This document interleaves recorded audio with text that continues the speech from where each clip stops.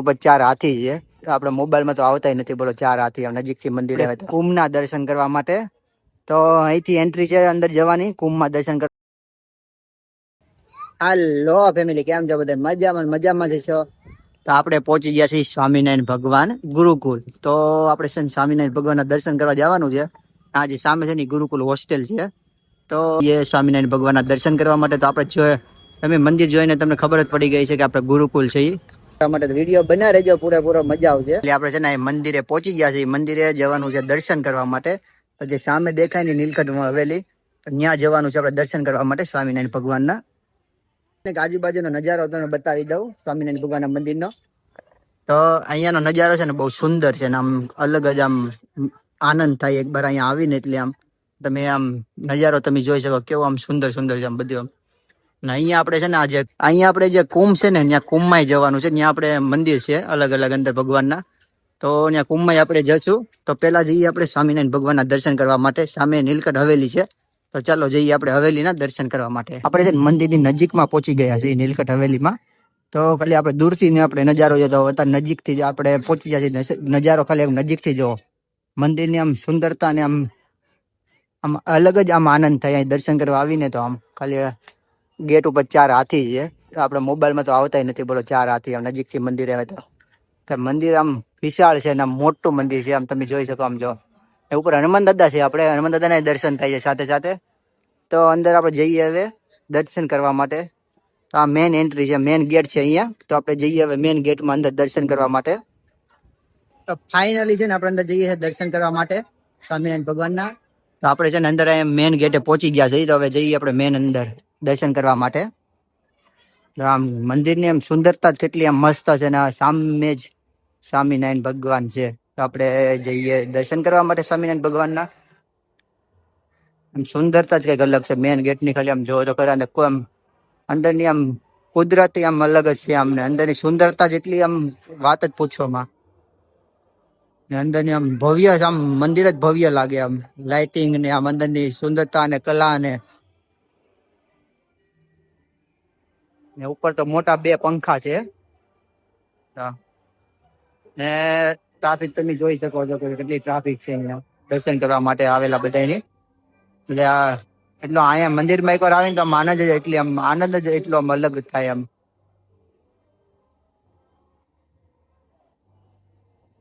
તો ચાલો છે ને આપણે જઈએ નજીકથી દર્શન કરવા માટે. આપણે છે ને નજીકથી જઈએ દર્શન કરવા માટે.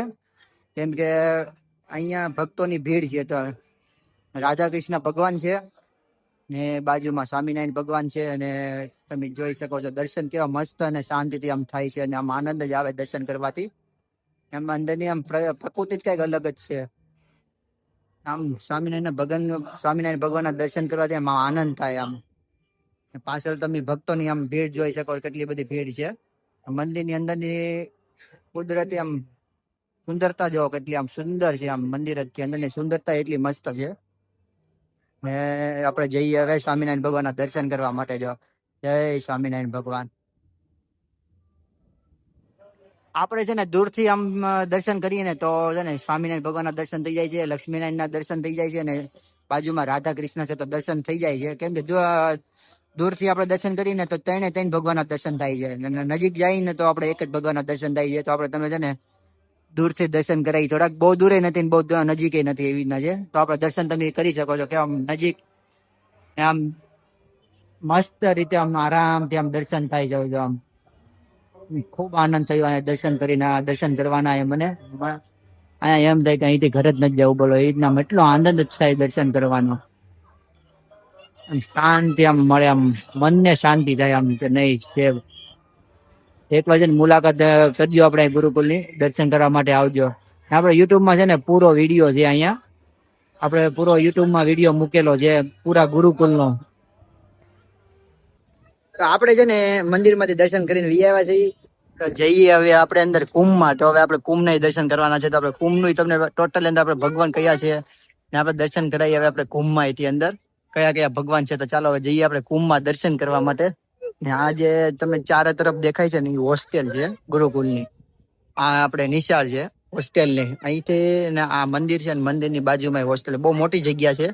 ચાલો કઈ નહીં હવે આપણે તો હવે આપણે જઈએ દર્શન કરવા માટે. તો ચાલો જઈએ હવે આપણે કુંભના દર્શન કરવા માટે. તો અહીંથી એન્ટ્રી છે અંદર જવાની કુંભમાં દર્શન કરવા માટે. તો ચાલો જઈએ અંદર દર્શન કરવા માટે. આપણે ફાઇનલી છે ને આપણે જઈએ છીએ હવે દર્શન કરવા માટે કુંભના. તો અહીંયા તિરુપતિ બાલાજી છે. આપણે જઈએ પેલા તિરુપતિ બાલાજીના દર્શન કરવા માટે. જય તિરુપતિ બાલાજી. તો પેલા જ કુંભમાં આપણે તિરુપતિ બાલાજીના દર્શન થઈ જાય છે. તિરુપતિ બાલાજી અહીંયા ફુવારાની આમ મસ્ત બનાવેલું છે. જો અલગ જ આમ મસ્ત આમ આનંદ થાય. ને સામે શેષશાહી વિષ્ણુજી, શેષશાહી વિષ્ણુજીના આપણે દર્શન કરી લઈએ.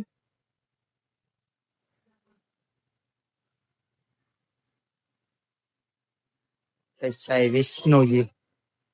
તો ત્યાંથી હવે મેન આપણે જે આગળ છે ને ત્યાં જઈએ. તો અહીંયા આપણે આગળ જઈએ મેન જે મોટો કુંભ છે ને ત્યાં આપણે દર્શન કરવા માટે. તો ત્યાં આપણે સ્વામિનારાયણ ભગવાન, તો મેન સ્વામિનારાયણ ભગવાનના દર્શન થાય છે અહીંયા. જય સ્વામિનારાયણ ભગવાન. સ્વામિનારાયણ ભગવાનના દર્શન કરીને હવે ઘનશ્યામ લલ્લાના દર્શન કરવા જવાનું છે આપણે. ને અહીંયાની એમ સુંદરતા જેટલી મસ્ત છે આમ તમે જોઈ શકો. આમ જો કે આમ ફુવારા ને આમ ઠંડક જ આમ આનંદ જ એટલો થાય. આમ અંદરની સુંદરતા બહુ મસ્ત છે અહીંયાની. તો ઘનશ્યામ લલ્લાના દર્શન કરવા જઈએ હવે આપણે. ઘનશ્યામ લલ્લા. ઘનશ્યામ લલ્લાના દર્શન કરીને હવે જઈએ આપણે આગળ શ્રી લક્ષ્મીનારાયણ ભગવાનના દર્શન કરવા માટે. એ લક્ષ્મીનારાયણ ભગવાન.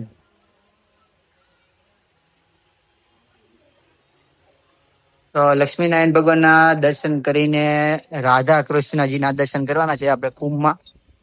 બધા જે આપણે ભગવાનજી જોયા ને બધા કુંભમાં જ છે. આપણે એ ડિઝાઇનમાં જ આપણે બનાવેલા છે અંદર.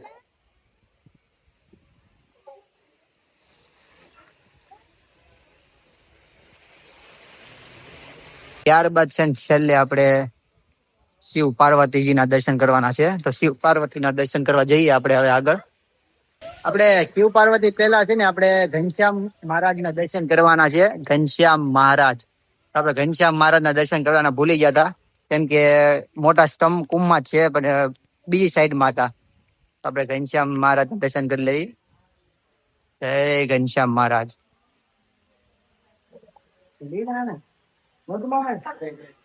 હવે ઘનશ્યામ મહારાજના દર્શન કરીને આપણે જવાનું છે શિવ પાર્વતીના દર્શન કરવા માટે. તો આ કુંભમાં છે આપણે શિવ પાર્વતીના દર્શન કરવાના. તો જઈએ આપણે શિવ પાર્વતીજીના દર્શન કરવા માટે.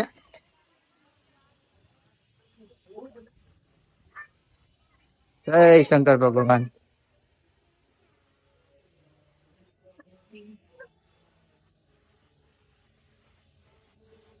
શંકર ભગવાનના દર્શન કરીને આપણે ગણપતિના દર્શન કરવાના છે. એટલે આપણે ઊંધી સાઈડ થી આવેલા હતા એવું જ હતું, કેમ કે મેન ગેટ આવડો હતો. આપણે ફરીને આવવું પડ્યું હતું મંદિરથી, એટલે આપણે ઊંધી સાઈડમાં આવેલા હતા. હા, મેન ગેટ આવડો છે. તો આપણે તમે દર્શન કરવા આવો તો મેન ગેટ થી આપણે દર્શન કરવા આવજો તો કુંભ પહેલા આવશે. તો આપણે ગણપતિજીના દર્શન કરી લઈએ. જય ગણપતિ બાપા. ને આ જેટલા કુંભ છે ને, આ જેટલા આપણે કુંભ દેખાય ને એમાં એક કુંભ, બે કુંભ, ત્રણ, આ ચાર કુંભ, ને પાછળ 6, 7 અને 8 થી 9 કુંભ છે. બધા આપણે જેટલા દર્શન કરીને 9 કુંભ છે બધા ત્રણ. તો વિડીયો કેવો લાગ્યો? સારો લાગ્યો ને તો લાઈક, સબસ્ક્રાઇબ, શેર અને ફોલો કરી દેજો. હવે આપણે થોડુંક આજુબાજુનું તમને બતાવીએ મંદિરનું.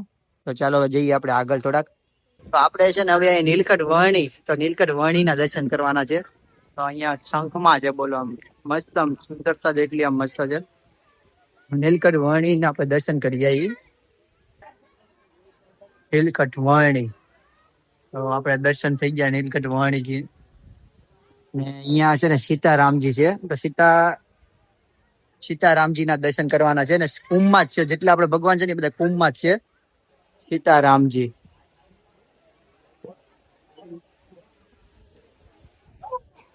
સીતારામજીને આપણે દર્શન કરીને જઈએ આપણે સામે નરસિંહ ભગવાનના દર્શન કરવા માટે.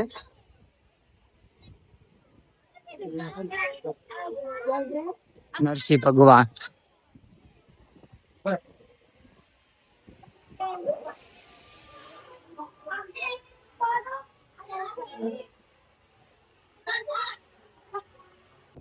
ફાઇનલી છે ને આપણે દર્શન કરીને અહીંયા સાંસ્કૃતિક પ્રદર્શન નું છે, પણ ત્યાં આપણે આવ્યા હતા. તો અહીંયા છે ને આપણે ફૂલ વિડીયો બનાવેલો છે અંદર ગુરુકુળ ની અંદર છે ને જે પ્રદર્શન છે ને એનો આપણે વિડીયોમાં નીચે હું લિંક એને આપણે છેલ્લે આપણે અંત સુધી જોજો તો નીચે આપણે હું તમને વિડીયો આખો અંદરનો ગુરુકુળ નો મૂકી દઈશ, તો જોઈ લેજો. બહુ મસ્ત છે અંદર, એકવાર છે ને મુલાકાત લેવાય એવી છે અંદર. આપણે અંદર મસ્ત સુંદર સુંદર અંદર છે બધું પ્રદર્શન. તો વિડીયો કેવો લાગ્યો, સારો લાગ્યો ને તો લાઈક, સબસ્ક્રાઇબ, શેર અને ફોલો કરી દેજો. આજના માટે એટલું જ.